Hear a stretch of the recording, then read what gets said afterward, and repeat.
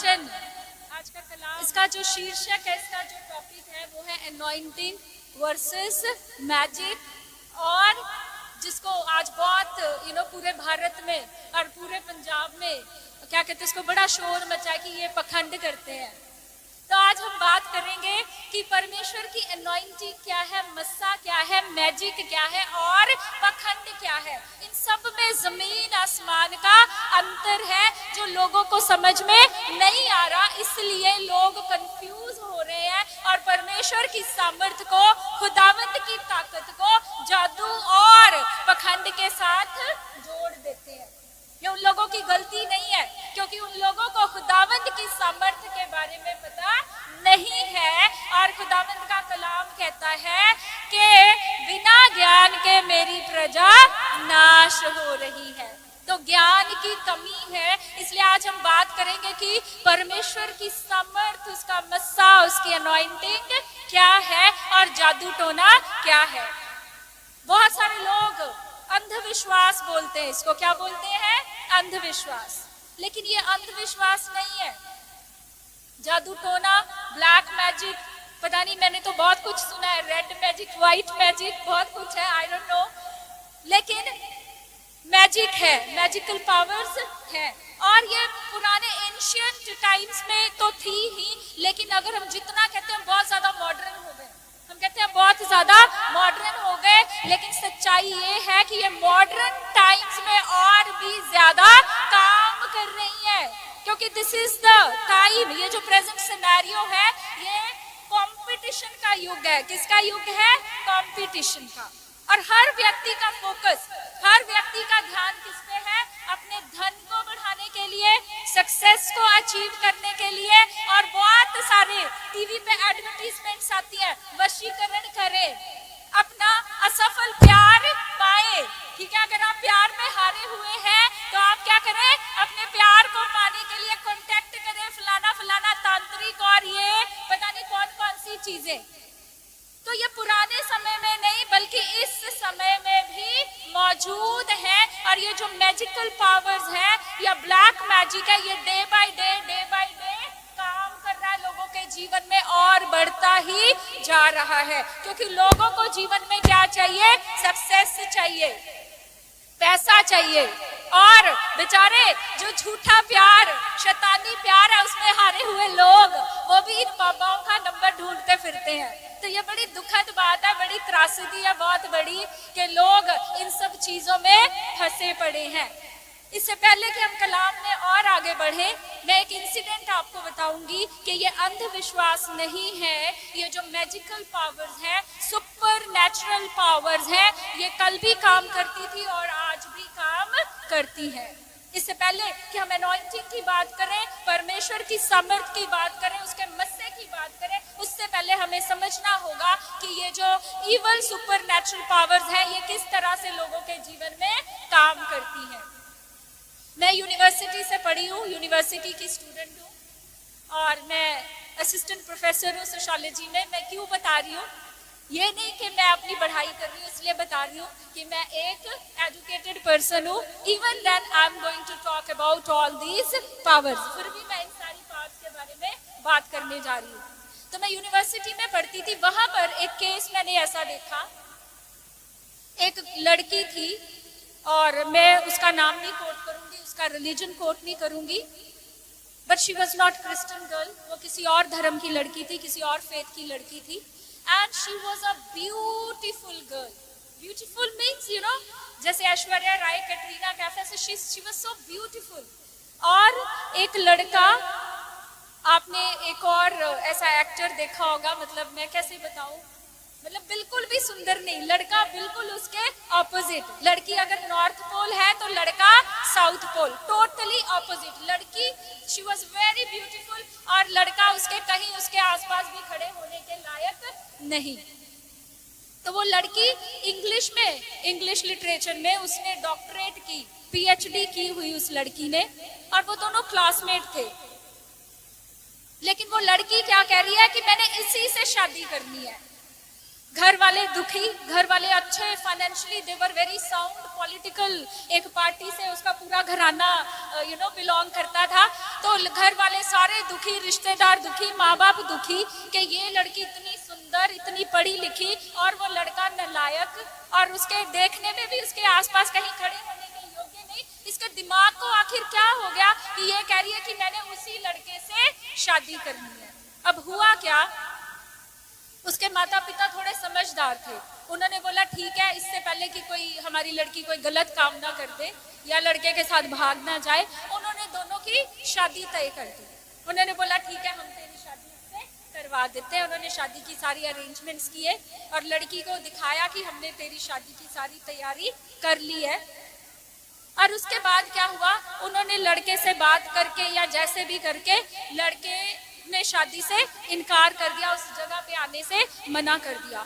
इतनी बात जब लड़की ने सुनी कि लड़के ने शादी से मना कर दिया, उसके हाथ में एक रिंग थी, उसके हाथ में एक अंगूठी थी, उसने वो अंगूठी गुस्से से उतार के फेंक दी। और जैसे उसने वो अंगूठी फेंकी, वो लड़की पूरी नॉर्मल हो गई, अपने सेंसेस में आ गई और उसको ये मूर्खता लगी और वो माने ही ना। वो कहती मैंने तो कभी कहा ही नहीं कि मैंने उस लड़के से शादी करनी है। ये यूनिवर्सिटी का केस मैं आपको बता रही हूँ, पीएचडी होल्डर लड़की की बात बता रही हूँ कि ये जो मैजिकल पावर्स है, सुपर नेचुरल पावर्स है, ये अंधविश्वास नहीं है, दे डू वर्क, ये काम करती हैं लोगों के जीवन में। और वो लड़की ने जैसे ही हाथ से रिंग उतार के फेंकी, वो तो माने ही ना। वो कहती मैं तो कभी कह ही नहीं सकती कि मैंने उस लड़के से शादी करनी है। तो फिर अब तक उसके दिमाग को क्या हुआ, उसके दिमाग को क्या हुआ, आओ वशीकरण, समझ रहे हैं आप, ठीक है। और क्या करो, अपना खोया हुआ प्यार पालो। तो वो लड़का हो सकता है, 101% श्योर, अगर एक वो रिंग निकालने से वो लड़की बिल्कुल नॉर्मल हो गई, अपनी सेंसेस में आ गई, उसके होश आ गए और वो खुद कह रही है कि मैं उस लड़के से कभी बोल ही नहीं सकती कि मैं उससे शादी करूंगी। तो फिर ऐसा क्या हुआ, इसका मतलब उस लड़के ने उस रिंग के थ्रू उसके ऊपर मैजिकल पावर्स यूज करके उसको अपने वश में किया। आप समझ रहे मेरी बात को? तो ये है मैजिकल पावर्स। एक बात समझनी पड़ेगी कि ये जो मैजिकल पावर्स है या ब्लैक मैजिक या जो भी और जितने भी तरह के मैजिक लोग यूज करते हैं, ये मैजिकल पावर्स लोग इसलिए यूज करते हैं कि जो विक्टिम है या जो सामने वाला व्यक्ति है जिसके अगेंस्ट ये मैजिकल पावर्स या ब्लैक मैजिक या जिसको हम विच क्राफ्ट बोलते हैं, ये जादू टोना बोलते हैं, ये इसलिए किया जाता है ताकि सामने वाले व्यक्ति का पैसा, उसका फाइनेंस, धन दौलत, उसकी एजुकेशन और जितनी भी चीजें उसके जीवन से जुड़ी है, उन सब चीजों को क्या कर दिया जाए, खराब कर दिया जाए, नाश कर दिया जाए, उस व्यक्ति को पूरी तरह से डिस्ट्रॉय कर दिया जाए, उसका खात्मा कर दिया जाए। और खुदावंद का कलाम भी क्या कहता है, खुदा का कलाम कहता है कि शैतान कैसा है, चोर के जैसा, जो किस लिए आता है, चोरी करने, घात करने और नाश करने के लिए। तो ये जो मैजिकल पावर्स है, ये किस लिए लोग इसका यूज करते हैं, इन मैजिकल पावर्स का? लोग दूसरे व्यक्ति को खत्म करने के लिए, उसका नाश करने के लिए, उसको डिस्ट्रॉय करने के लिए इन मैजिकल पावर्स का इस्तेमाल करते हैं। अब बाइबल के अंदर दो बड़े जादूगरों के नाम है, बाइबल के अंदर दो बड़े जादूगरों के नाम है जिन्होंने बड़े अद्भुत काम किए, जिन्होंने जो भी, आप में से कोई बता सकता, कभी सुना है आपने? हाँ, एक वो भी नाम है, लेकिन दो बहुत फेमस है, दो जादूगर बहुत फेमस हैं। एक का नाम है जेम्स, इंग्लिश में जेम्स और हिंदी में यनेस करके उसको प्रोनाउंस करते हैं, जेम्बर्स करके प्रोनाउंस करते हैं। ये वो दो जादूगर हैं जब मूसा ने फिरौन से कहा कि तू क्या कर, परमेश्वर के लोगों को जाने दे, उनको बंधुआई से आजाद कर, स्लेवरी से छुटकारा दे, उन्हें स्वतंत्र कर ताकि वो जाके अपने परमेश्वर की आराधना कर सके। और फिरौन जब नहीं माना, फिरौन ने जब इनकार किया, और तब मूसा ने क्या किया, परमेश्वर की सामर्थ्य को फिरौन के सामने रिप्रेजेंट, मैनिफेस्ट किया उसने। हम जानते हैं कि जब मूसा ने अपनी लाठी को, हर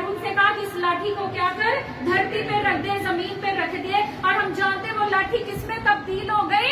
सांप में। और मिस्र के जादूगरों ने क्या किया? उसको कॉपी करने की कोशिश की, एक ट्रिक लगाई, अपनी जादू शक्ति लगाई और उस अपनी लाठियां जमीन पर डाली और उनकी लाठियां भी किसमें तब्दील हो गई? सांप में तब्दील हो गई।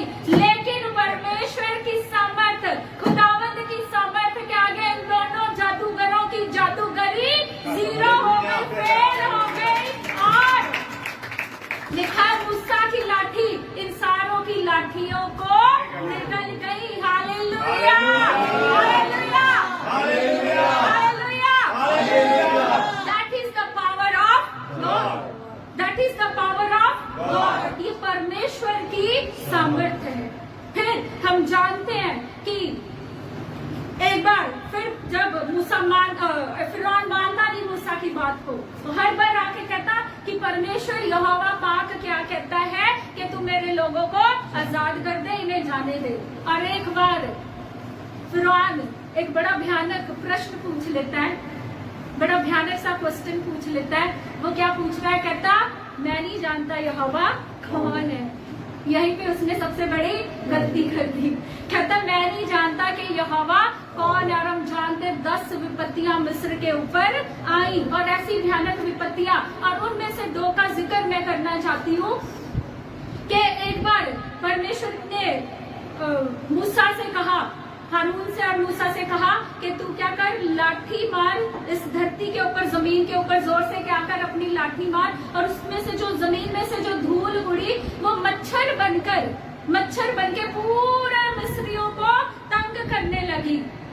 अब जादूगरों ने सोचा हम भी क्या करें, इसकी कॉपी करें। उन्होंने भी मच्छर बनाने की युक्ति लड़ाई या एक मैजिकल ट्रिक ट्राई करी, लेकिन वो उसमें फेल हो गए और अपने मुंह से बोले कि ये तो यहोवा का हाथ है। Hallelujah, hallelujah. तो ये जादूगर तब से ही ancient times, Babylonians, Assyrians, Egyptians, ये सब लोग क्या करते थे?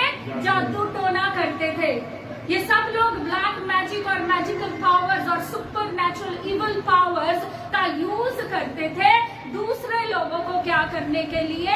डिस्ट्रॉय करने के लिए, नाश करने के लिए, दूसरे लोगों का नुकसान पहुंचाने के लिए। आज भी लोग क्या करते हैं? क्यों जादू टोना खत्म हो जाता है?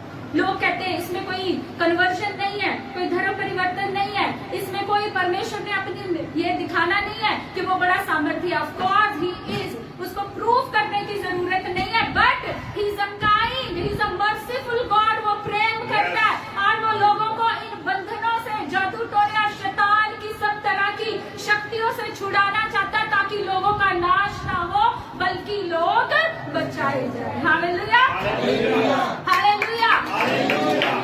और एक बार फिर परमेश्वर ने मूसा और हारून से कहा कि ये भट्टी में से राख ले और इसको आसमान की ओर उड़ा दे। और जब मूसा और हारून ने राख ली भट्टी में से, उसे आसमान की ओर उड़ाया, और जो वो राख मिस्र के जादूगरों के ऊपर और बाकी लोगों के ऊपर गिरी, तो मिस्रियों के ऊपर, उनके शरीर के ऊपर फोड़े और फफोले निकल आए। और मिस्र के जादूगर कुछ कह नहीं पाए, क्योंकि वही फोड़े और फफोले मिस्र के जादूगरों के शरीर के ऊपर भी निकल आए। और उन्होंने खुद एक स्टेटमेंट दी, कहते this is the finger of God, ये परमेश्वर का हाथ है। हालेलुया।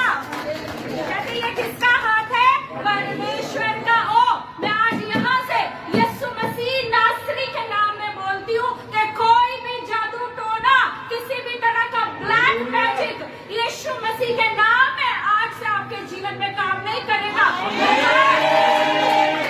हर जादूगर और उसकी जादूगरी, जिस तरह से ये जादूगर कहते हैं कि ये तो यहोवा का हाथ है, आज वो अपने शरीर के ऊपर वही फोड़े, वही फफोले, वही चिन्ह देखेंगे और वो अपने मुंह से अंगीकार करेंगे कि ये तो किसका हाथ है? यहोवा का हाथ है। Hallelujah, hallelujah, hallelujah. आज ठीक इसी तरह से जैसे मिस्र के जादूगरों के शरीर पे फोड़े फफोले निकल आए, आज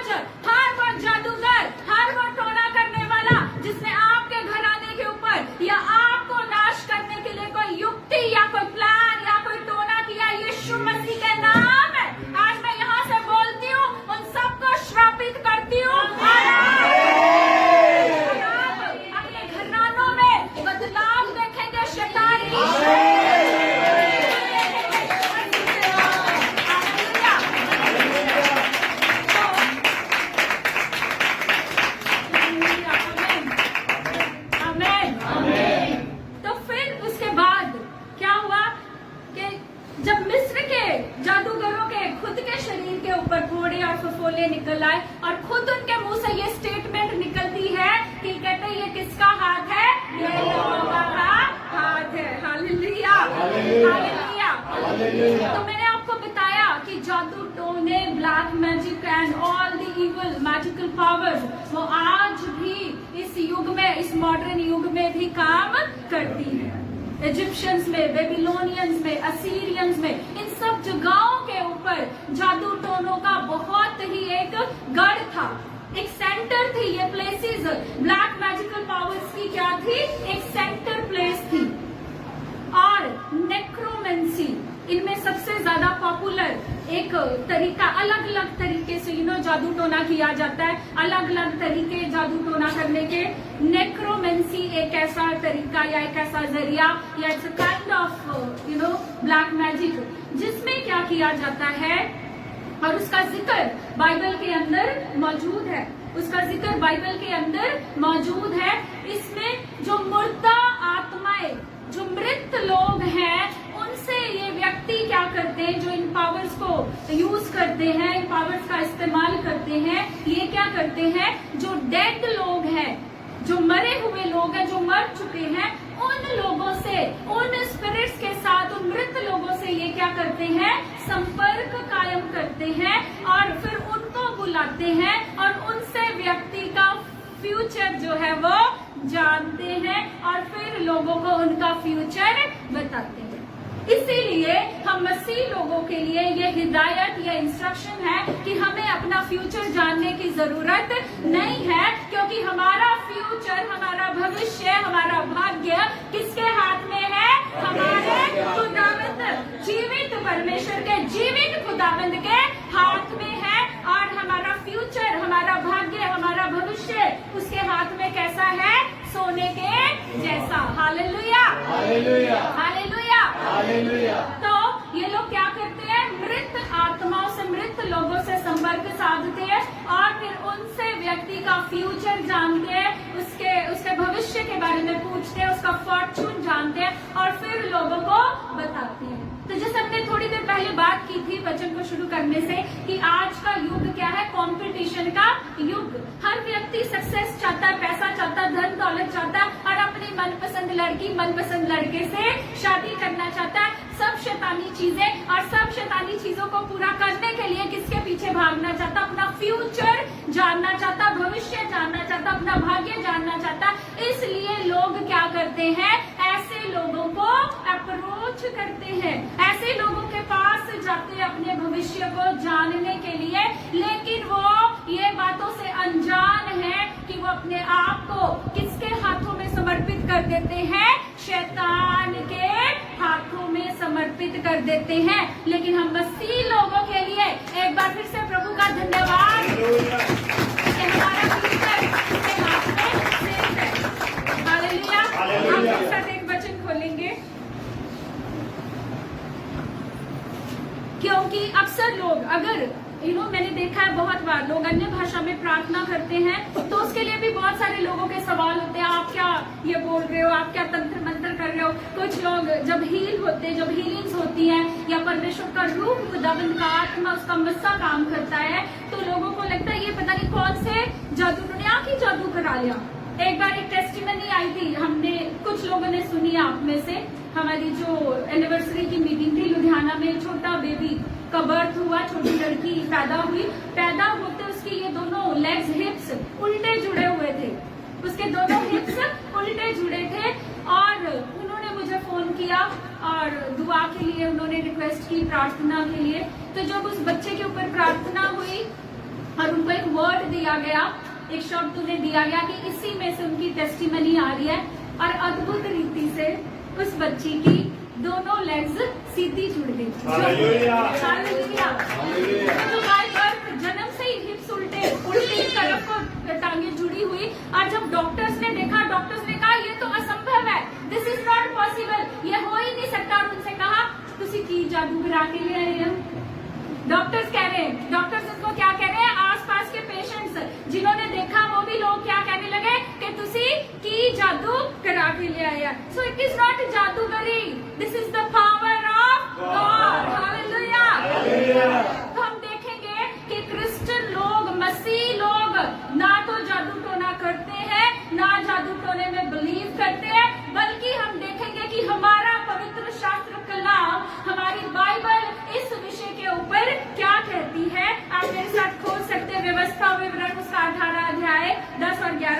बढ़ूंगी। लिखा तेरे मध्य कोई भी ऐसा ना पाया जाए जो अपने पुत्र या अपनी पुत्री को आग में चढ़ाता हो, या जो शकुन विचारता हो, या जादू टोना करता हो, जो शुभ अशुभ मुहूर्त बताने वाला या जादूगर हो, या जो सम्मोहन करता हो, या ओझा हो, या भूत सिद्धि करने वाला हो, या मृतकों को बुलाता हो। हम में से ऐसा कोई भी ना हो।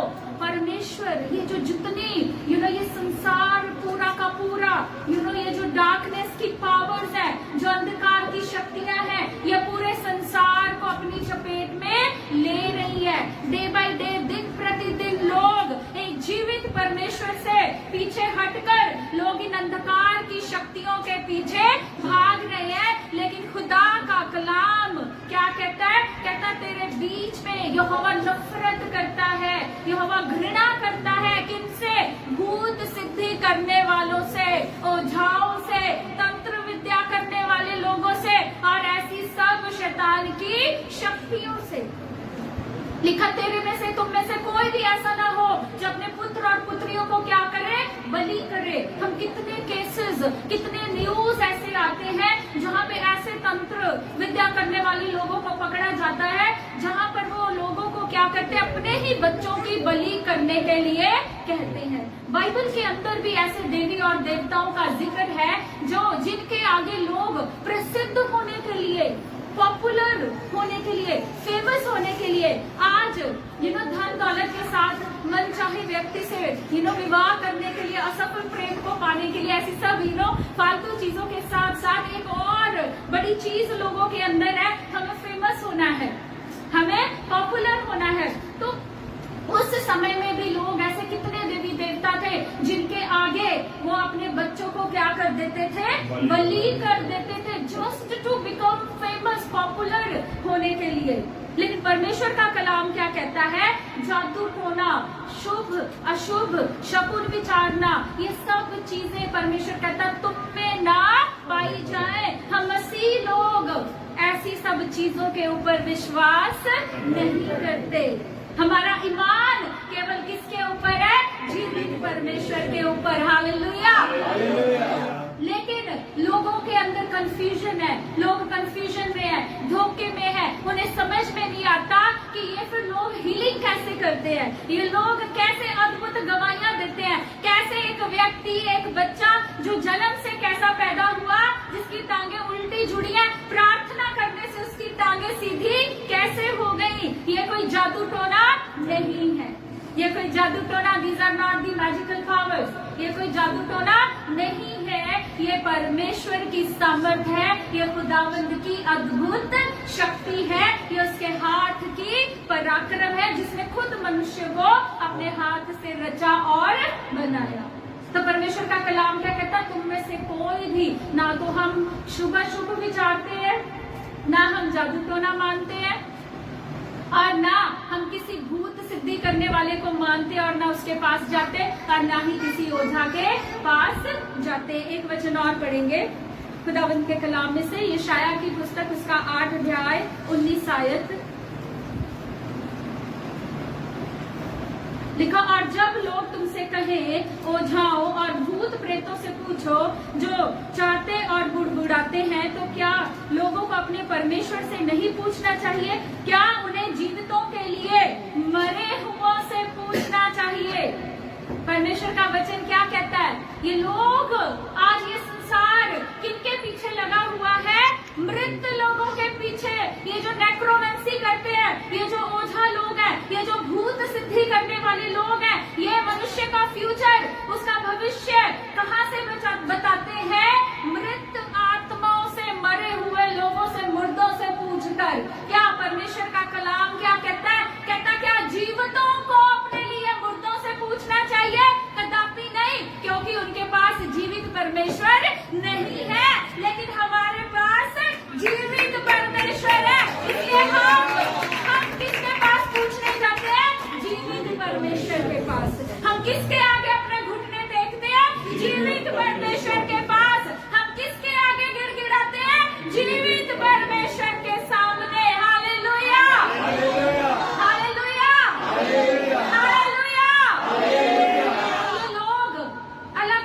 तरीके से मनुष्य के ऊपर क्या करते हैं, व्यक्ति के ऊपर जिसको उन्होंने डिस्ट्रॉय करना है, जिसकी मैरिड लाइफ डिस्ट्रॉय करनी, फाइनेंस डिस्ट्रॉय करना, फ्यूचर डिस्ट्रॉय करना, नाश करना है। तो अलग अलग तरीके वर्बली ओरली कुछ मंत्र बोले जाते हैं। कुछ तो जब हम बच्चे थे बड़े सारे सीरियल्स या स्टोरीज हम देखते, आबरा का डाबरा, सिम सिम खुल जा, है ना। तो ऐसी सारी देखा, एक बड़ा सा गेट खुल जाता है, बड़ा सा दरवाजा खुल जाता है। इस तरह के बहुत सारे चैंट्स बहुत सारे तंत्र मंत्र और बहुत सारी ऐसी चीजों का उपयोग करते हैं, वर्बली बोलते हैं। मैं इतना नहीं जानती हूँ दीदी, तो लेकिन जो हमने बचपन में देखा ऐसे सब या जो ब्लैक मैजिक करने वाले लोग हैं वो क्या करते हैं, फोटो ले ली, फोटो के ऊपर सब तरह का विच क्राफ्ट किया, जादूगरी करी। जैसे मैंने बताया कि वो जो यमरेस और जेम्स जिसका जिक्र बाइबल के अंदर है, जैसे उन्होंने हर एक ट्रिक की या परमेश्वर की सामर्थ्य को कॉपी करने की कोशिश करी। तो ये लोग लेकिन किस लिए करते हैं, दूसरे लोगों के नाश के लिए। लेकिन हम मसीह लोग इन सब चीजों से, हमारा परमेश्वर इन सब चीजों से घृणा करता है। हम इन सब चीजों में विश्वास नहीं करते क्योंकि हमारा खुदा इन सब चीजों से घृणा करता है। हालेलुया। हम जानते एक वचन और आप मेरे साथ खोलेंगे, लैव्य व्यवस्था उसका 19 अध्याय 31 आयत मैं पढ़ देती हूँ, आप नोट कर लीजिए, आप घर जाके पढ़ सकते हैं। लिखा, ओझाओं या भूत सिद्धि करने वालों की ओर मत फिरो। परमेश्वर हमें इस चीज की इजाजत नहीं देता। ये लोगों के अंदर भ्रम है। बहुत सारे लोग ये सोचते हैं, जब मैंने बहुत लोगों को इस बारे में, इस विषय में बात करते सुना, क्योंकि मैंने बहुत सारे सेकुलर कॉलेजेस में पढ़ाया, यूनिवर्सिटी में पढ़ाया, तो मैंने लोगों को इस विषय में बात करते सुना कि जब मसीह लोग इकट्ठे होते प्रार्थना करते हैं, उन्हें लगता है कि जो भूत और जो एविल स्पिरिट्स मैनिफेस्ट होती, जाहिर होती है, ये लोगों को लगता है ये लोग क्या करते हैं, ये लोग जादू टोने करते हैं। वो लोग हमें भी कैसा समझते हैं, वैसे ही समझते, उन्हें लगता है ये लोग क्या करते हैं, जादू टोने करते हैं। लेकिन मैं बताना चाहती हूँ, परमेश्वर का कलाम इन बातों से घृणा करता। लिखा, तुम ओझाओं या भूत सिद्धि करने वालों की ओर मत फिरो और ना ही उनके कारण अपने को अशुद्ध करो। मैं तुम्हारा परमेश्वर यहोवा हूँ। हालेलुया। तो हम अपने आप को इन लोगों के पास जाकर या ऐसी सब चीजें करके हम अपने आप को अशुद्ध नहीं करते। हम अपने आप को इन सब बातों से अलग करते हैं, सेपरेट करते हैं। इन सब अंधकार की शक्तियों से हमारा युद्ध है। अब शायद लोग समझ पाए कि हम बार बार कहते हैं कि हमारा युद्ध किसी मनुष्य से नहीं, हमारा युद्ध किसी धर्म से नहीं, हमारा युद्ध किसी जाति से नहीं, हमारा युद्ध किन से है, इन अंधकार की शक्तियों से है। हालेलुया। हमारी लड़ाई, हमारा झगड़ा, हमारा युद्ध किसी और व्यक्ति से नहीं, हमारा युद्ध किसी और धर्म जाति से नहीं, हमारा युद्ध केवल और केवल किन से है, इन अंधकार की, इन दुष्ट की, इन जादू टोना की नाश करने वाली शक्तियों से हमारा युद्ध है। और ये एक आत्मिक युद्ध है, ये शारीरिक युद्ध नहीं है। इसीलिए खुदा का कलाम कहता है कि तुम्हारा युद्ध मांस और लहू से नहीं है। मांस और लहू का मतलब क्या है, मांस और लहू से कौन बना है, इंसान बना, मनुष्य बना है। इसलिए हमारा युद्ध किसी मांस और लहू से नहीं, किसी व्यक्ति विशेष से नहीं, किसी मनुष्य से नहीं, किसी विशेष धर्म या जाति से नहीं, हमारा मसीह लोगों का युद्ध किन से है, इस अनदेखी, इन नाश करने वाली शक्तियों से है। हालेलुया। हालेलुया।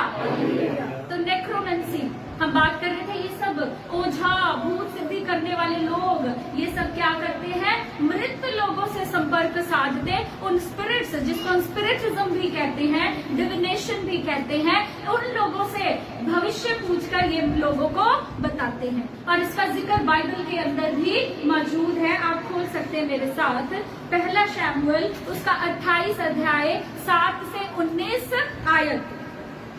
पहला शमूएल 28 अध्याय 7 से 19 आयत। मैं इसको पढ़ूंगी नहीं क्योंकि हमारे पास समय कम है, पर आप इसको नोट कर लें। और इसमें हम जानते हैं कि जब शाऊल ने की। हम जानते हैं कि शाऊल ने परमेश्वर की 2 बार क्या की, अनाज्ञाकारिता की, डिसओबीडियंस में रहा, वो डिसओबे किया, खुदा के हुक्म की पालना नहीं की, जिसके कारण उसके ऊपर क्या आ गई, पनिशमेंट, श्राप आ गई, पनिशमेंट आ गई।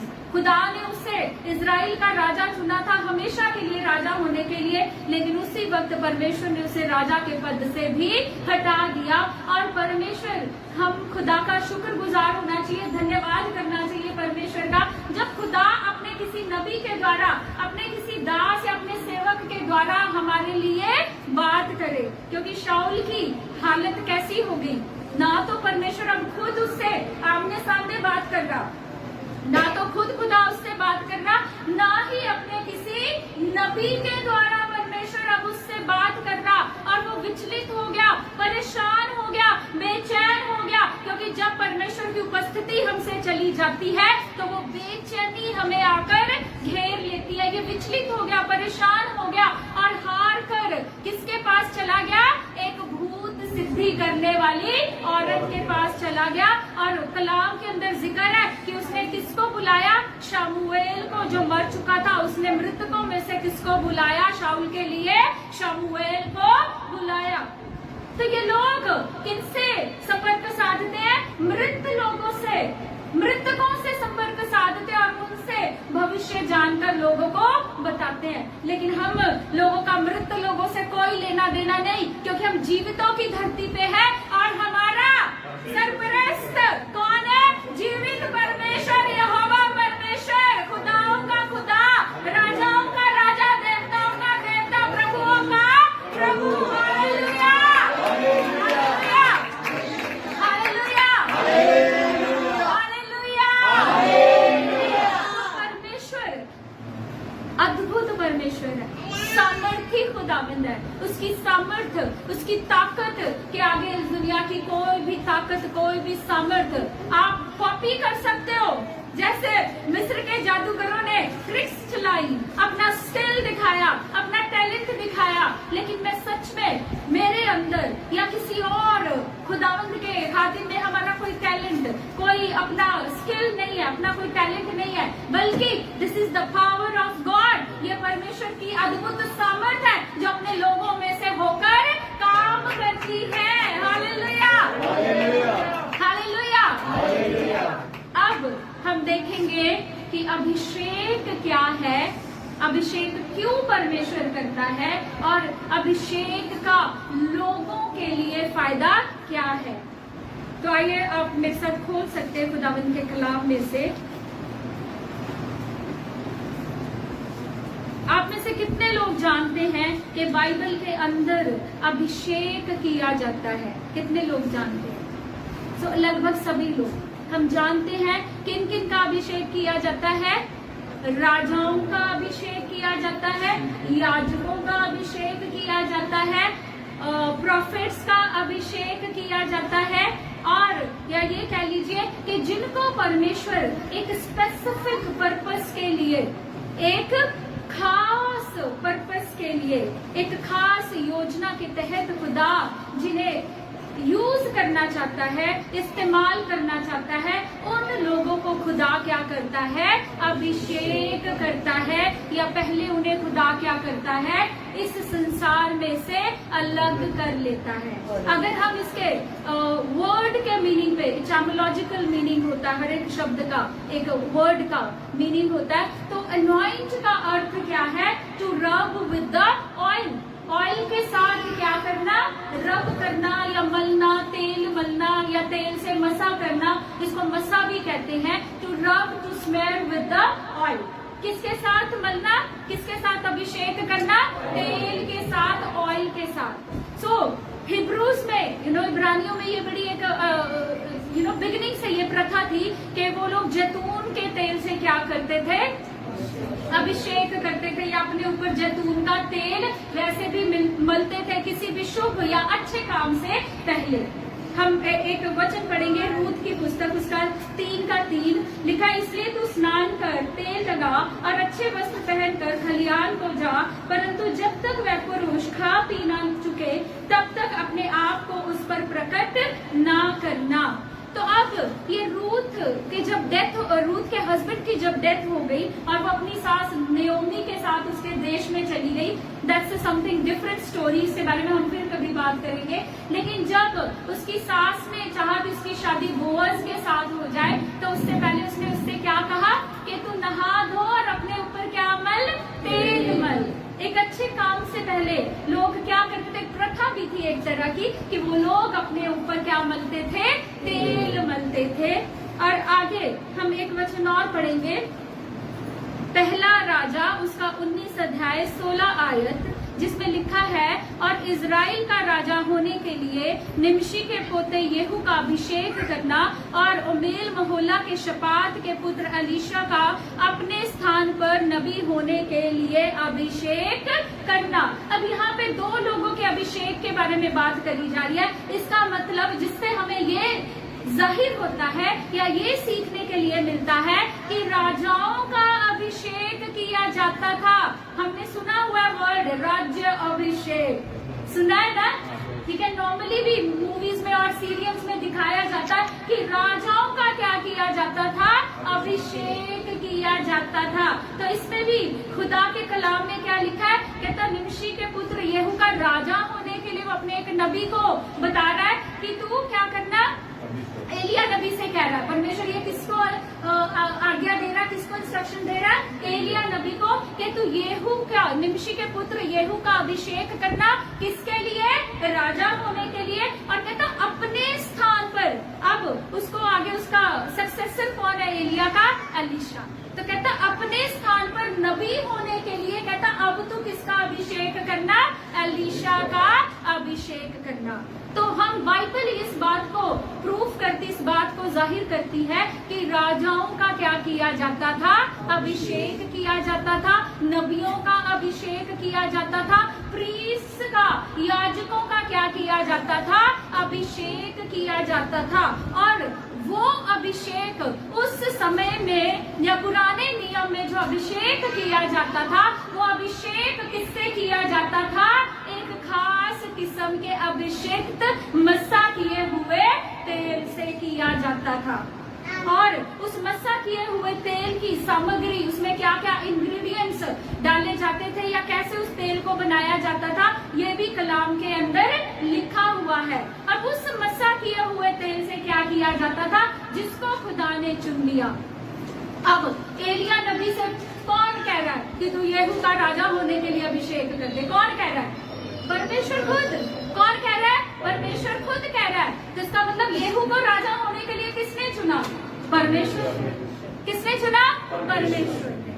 और अलीशा को एलिया की जगह पर नबी होने के लिए किसने चुना, परमेश्वर ने। इसलिए परमेश्वर ही अपने दास से, अपने नबी एलिया से क्या कह रहा है कि तू जाकर येहू का क्या कर दे, अभिषेक कर दे राजा होने के लिए, और अपने स्थान पर, क्योंकि परमेश्वर एलिया को अब उठाने वाले थे, इसलिए खुदा ने क्या कहा कि तू अपनी जगह पर, अपने स्थान पर नबी होने के लिए अलीशा का क्या कर दे, अभिषेक कर दे। हालेलुया।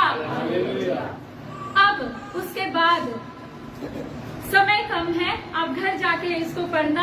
हम सब जानते हैं, बहुत बार सुन चुके हैं कि परमेश्वर ने जब शाऊल को रिजेक्ट कर दिया अनाज्ञाकारिता के करके, खुदा ने जब शाऊल को रिजेक्ट कर दिया उसके डिसओबीडियंस के करके, तो परमेश्वर ने किसको चुना, दाऊद को। किसके लिए, राजा होने के लिए। तो खुदा ने किसको कहा, शमूएल नबी को कहा कि तू क्या कर, दाऊद का अभिषेक कर। और शमूएल नबी गए, सींग के अंदर तेल भरा और चले गए यिशै के पास, और one by one after the other यिशै के सारे पुत्रों को बुलाया। पर परमेश्वर ने हर बार क्या कहा, no, he is not the one, ये नहीं है, ही इज रिजेक्टेड, इसको मैंने रिजेक्ट कर दिया, ये वो व्यक्ति नहीं है जिसका तुम्हें अभिषेक करना है। और दाऊद बेचारा इतना रिजेक्टेड, अपने भाइयों के द्वारा, अपने पिता के द्वारा इतना सप्रेस्ड, इतना रिजेक्टेड, कोई वैल्यू नहीं है उसकी, लेकिन परमेश्वर उसे राजा होने के लिए चुन चुके थे। तो यिशै नहीं बताता, यिशै अपने सब पुत्रों को बुलाता है, लेकिन दाऊद के बारे में नहीं बताता। लेकिन जिस खुदा ने, जिस परमेश्वर ने शमूएल को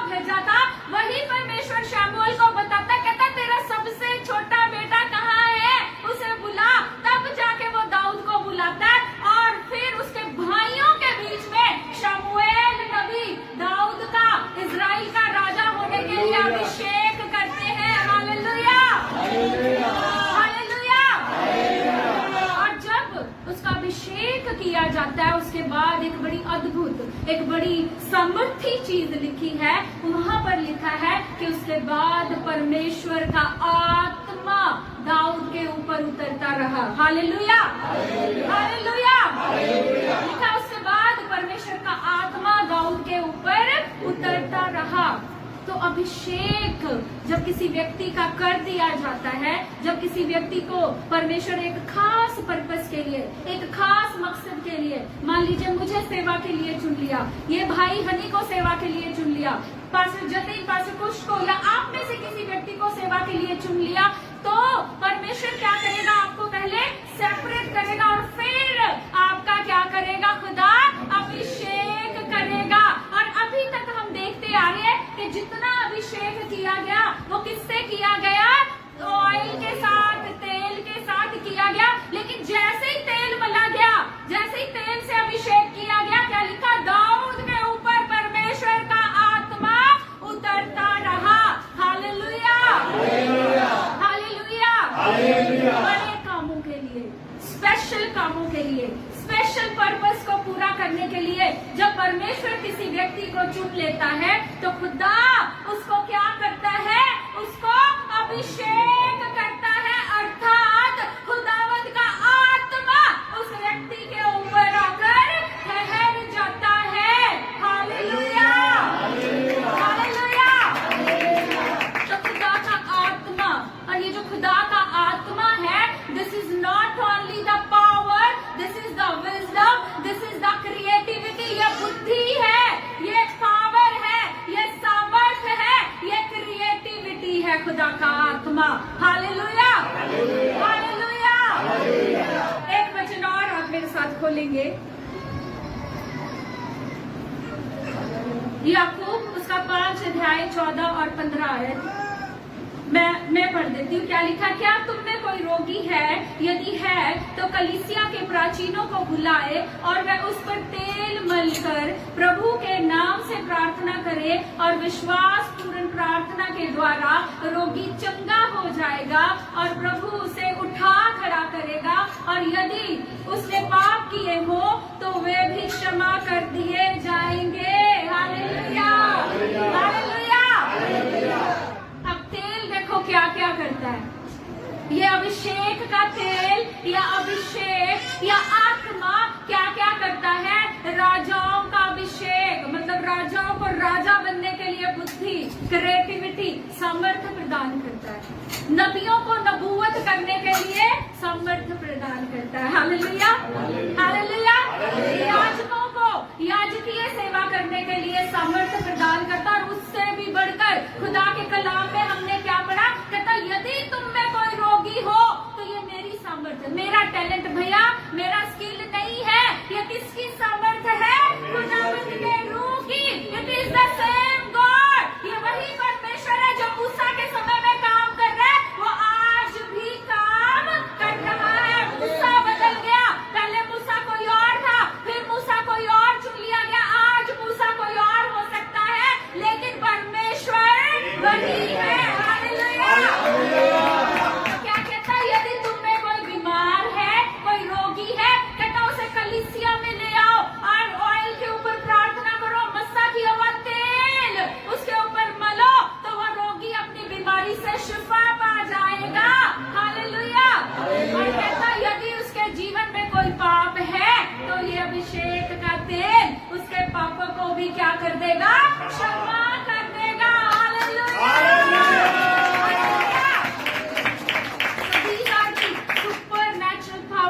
और ये सुपर नेचुरल पावर किसकी है? परमेश्वर की, ना कि मेरी और ना किसी और व्यक्ति की। ये किसकी सामर्थ्य है? खुदा के कलाम में लिखा है, रुआक मिनिस्ट्री का एक ही हम वचन सब जगह पे लिखते हैं कि परमेश्वर ने एक बार कहा और 2 बार मैंने सुना है कि सामर्थ्य परमेश्वर की है।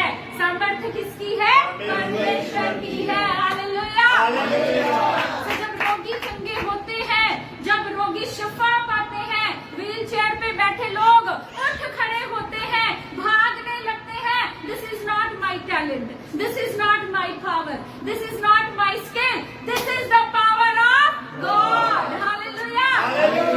और आप परमेश्वर की सामर्थ और इसके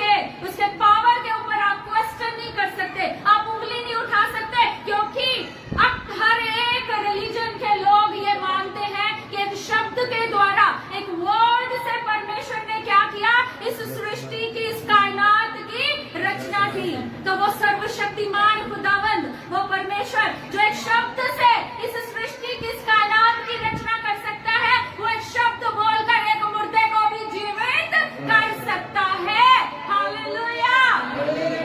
वो एक रोगी को शिफा दे सकता है, वो एक डिप्रेशन के मरीज को शिफा दे सकता है, वो एक लंगड़े को चला सकता है, वो जन्म के अंधे को आंखें भी दे सकता है। Hallelujah, hallelujah, hallelujah. परमेश्वर के लिए, उसकी महान सामर्थ्य के लिए एक बार जोर से फिर से हम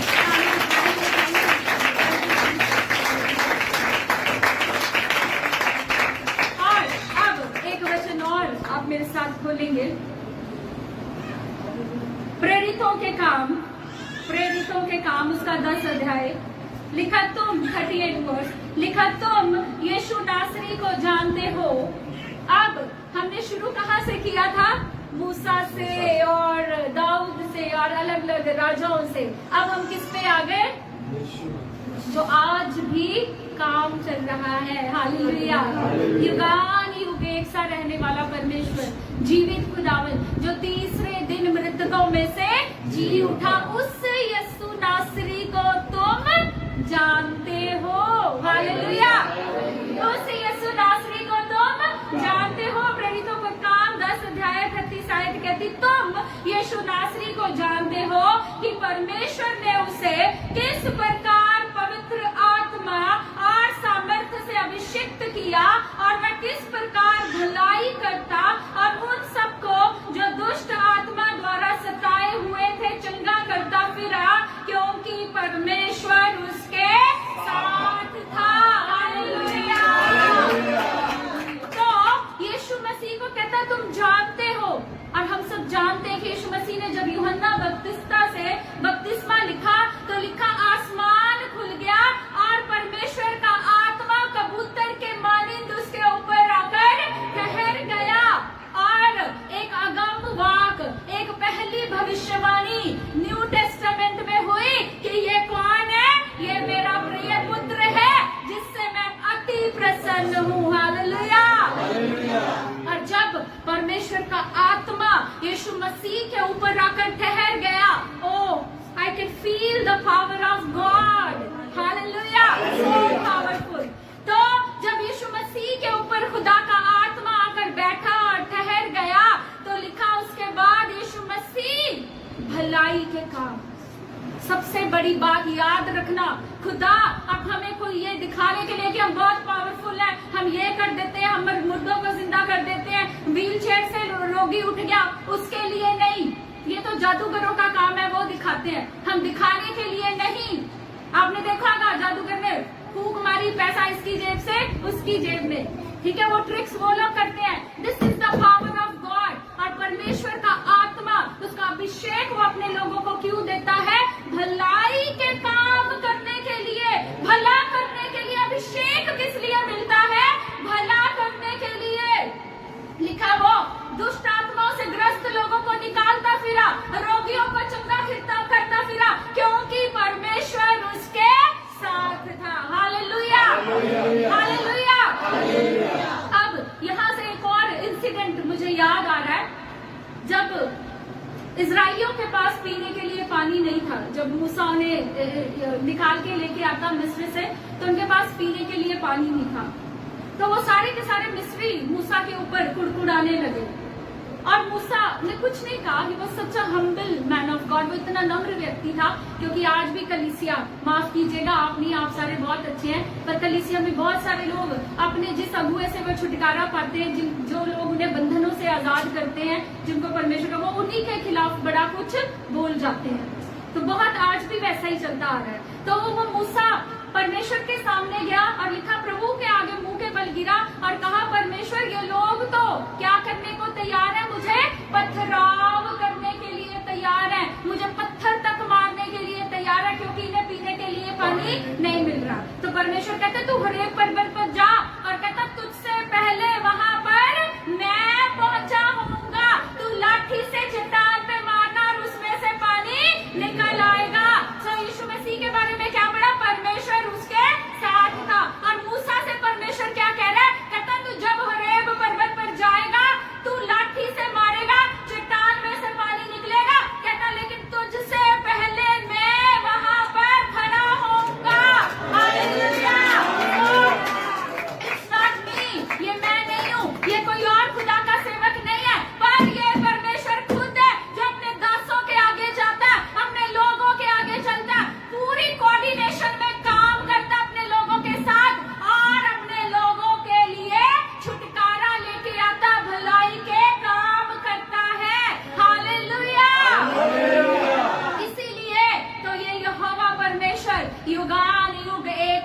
रहने वाला और कभी ना बदलने वाला और जीवित परमेश्वर और एकमात्र परमेश्वर, एकलौता परमेश्वर है।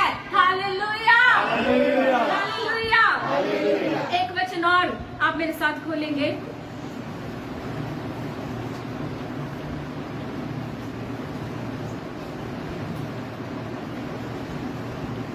लूका उसका 10 अध्याय 19 आयत। देखो मैंने तुम्हें सांपों और बिच्छुओं को कुचलने तथा शत्रु की सारी सामर्थ्य पर अधिकार दिया है, अतः कोई तुम्हें हानि ना पहुंचाएगा। ये याद रखना, अब ये परमेश्वर यीशु मसीह ये अधिकार, इस सामर्थ्य किसको दे रहे हैं? अपने चेलों को, अपने फॉलोअर्स को, अपने मानने वालों को जो यीशु मसीह को अपना उद्धारकर्ता मुक्तिदाता स्वीकार करते हैं। क्यों? क्योंकि मैथ्यू 28 चैप्टर वर्स 18, मत्ती उसका 28 अध्याय 18 आयत में लिखा है, तब यीशु ने उनके पास आकर कहा, स्वर्ग और पृथ्वी का सारा अधिकार मुझे दिया गया है। तो स्वर्ग और पृथ्वी का अधिकार किसके पास है? यीशु मसीह नासरी के पास। और उसने वो सारा अधिकार, दुष्ट की सारी सामर्थ्य को, अंधकार की सारी शक्तियों को, जादू टोने की सारी शक्तियों को कुचलने का, उन्हें खत्म करने का, शत्रु की सारी शक्ति के ऊपर सारा अधिकार खुदा ने किसको दे दिया? तुमको और मुझको, हम सबको दे दिया। हालेलुया। और उसी अधिकार से, उसी सामर्थ्य के द्वारा, उसी अधिकार के द्वारा, उसी शक्ति के द्वारा आज खुदा के लोग, खुदा के खादिम, परमेश्वर के चुने हुए लोग, अभिषिक्त लोग, जिनको उसने मसा किया, जिनके ऊपर उसका आत्मा है, जिनके अंदर उसका आत्मा बहते हुए काम करता है, आज वो लोग क्या कर रहे हैं? भलाई के काम। क्या कर रहे हैं? भलाई के काम। कौन से भलाई के काम? जब कोई दुष्ट आत्मा ग्रस्त व्यक्ति, जब डेविल स्पिरिट्स और जादू टोने की सामर्थ्य से जकड़ा हुआ व्यक्ति उनके पास आता है, वो उनके लिए प्रार्थना करते हैं, and same Holi spirit, same power उनके द्वारा होते हुए उन लोगों को आजाद करती है। ये किसका काम है? भलाई का काम, ना कि कन्वर्जन करने के लिए, लेकिन किसके लिए? भलाई करने के लिए। जब एक डिप्रेशन से ग्रस्त व्यक्ति खुदा के लोगों के पास, सेवकों के पास आता है, डिप्रेशन का कोई भी इलाज नहीं है, कोई ट्रीटमेंट नहीं है। अगर डॉक्टर या कोई साइकेट्रिक मेडिसिन आप यूज करते हैं, उसके आफ्टर इफेक्ट्स उससे भी ज्यादा भयानक है, लोग पागल होने तक चले जाते हैं। लेकिन जब वो अभिषेक के नीचे आता है, जब वो एक मसा किए हुए व्यक्ति के पास आता है, उसका डिप्रेशन चला जाता है, वो डिप्रेशन जैसी गंदी घिनौनी बीमारी से आजाद हो जाता है। तो ये क्या है? भलाई का काम। हालेलुया। तो हम खुदा के लोग कन्वर्ट नहीं करते, हम कन्वर्जन नहीं करते, हम कोई अपनी सामर्थ्य, अपना टैलेंट, अपना स्किल नहीं दिखाना चाहते, बल्कि परमेश्वर ने अपने लोगों को अपना अभिषेक, अपना मसा किस लिए दिया है? भलाई के काम करने के लिए। हालेलुया। और आप जानते हैं कि यीशु मसीह जब इस धरती के ऊपर थे, he is God, he was God that time, God revealed in the flash. वो परमेश्वर, वो खुदा जो किसमें रिवील हुआ, किसमें मैनिफेस्ट हुआ? फ्लैश में, शरीर में आया। उस समय वो शरीर में था, लेकिन शरीर में होने के बावजूद भी उसकी एक आवाज से मुर्दे जीवित हो गए। शरीर में होने के बावजूद भी उसके कहने पे लंगड़े चलते थे, गूंगे बोलते थे, और लीजन, सेनाओं की सेनाएं, जिन लोगों के अंदर दुष्ट आत्माएं होती थी, वो उसको देखते ही घुटने टेक देती और उन्हें आजाद कर देती, स्वतंत्र कर देती, छोड़ देती। क्यों? क्योंकि यीशु मसीह उस वक्त शरीर में थे, लेकिन वो ओबीडियंस में थे, आज्ञाकारिता में थे, पिता की आज्ञाकारिता में रहे, खुदा के हर हुक्म की पालना की। पवित्र परमेश्वर था,